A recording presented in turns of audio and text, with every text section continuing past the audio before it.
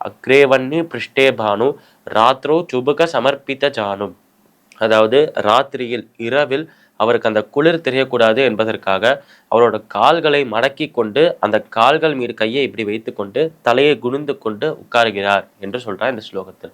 அதாவது பகல் நேரத்தில் முன்பு ஒரு அக்னியை ஒரு தீயை வைத்துக்கொண்டு பின்புறத்தில் அந்த சூரியன் இருக்கிற மாதிரி அந்த திசையில உட்கார்ந்துட்டு அந்த இடத்தில் தியானம் செய்கிறார்.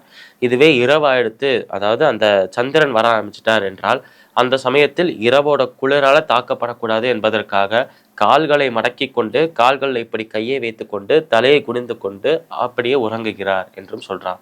ராத்ரோ சுபுக சமர்ப்பித ஜானும் கரதல பிக்ஷஸ் தருதல வாசக ததபின முஞ்சத் யாஷா பாசக.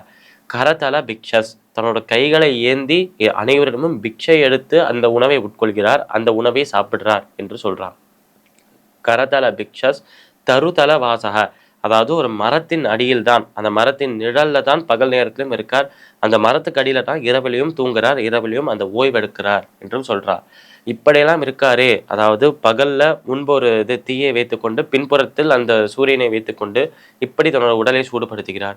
இரவில் குளிர் அளிக்கக்கூடாது என்பதற்காக வேற எந்த ஒரு உயிரினத்தையும் தீங்கு செய்யாமல், வேற எந்த ஒரு உயிரினத்துக்கும் டிஸ்டர்பன்ஸ் கொடுக்காமல் தானே தன்னோட கால்களை மடக்கி கொண்டு தலையை குனிந்து கொண்டு அவரே அவரோட உடலை சூடுபடுத்துகிறார், அவரே குளிரிலிருந்து தப்பிச்சுக்கிறாரே. அதே நேரத்தில் யாரிடமிருந்தும் எந்த விஷயத்தையும் திருடாமல் அவர் பிக்ஷை எடுத்துதானே அவரோட பிழப்பை அவரோட வயிற்றை நிரப்பிக் கொள்கிறார். அது மட்டுமல்லாமல் ஒரு ஒரு கோவிலுக்கும் சென்று அந்த ஒரு ஒரு ஆலயத்துக்கும் சென்று அதுல இருக்கும் அந்த மரத்துக்கு அடியில தானே தூங்குகிறார். அப்ப இவர் உண்மையானவராக தானே இருக்க முடியும், இவர் உண்மையான ஒரு பக்தனாக சாதகனாக தானே இருக்க முடியும் என்றால் அப்பொழுது கடைசி வரியில் ஒரு விஷயத்த சொல்றாளாம்.